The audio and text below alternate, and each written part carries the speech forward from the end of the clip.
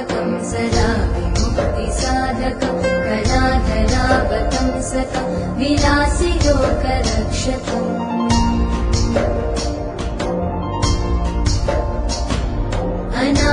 अनायकैकनायकं विनाशिते भदैत्यकं नताशुभाशुनाशकं नमामि तं विनायकम्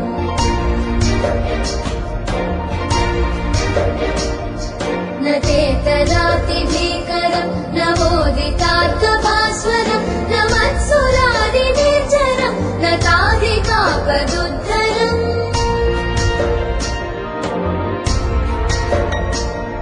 सुरेश्वरं निधीश्वरं गजेश्वरं गणेश्वरं महेश्वरं तमाश्रये परात्परं निरन्तरम्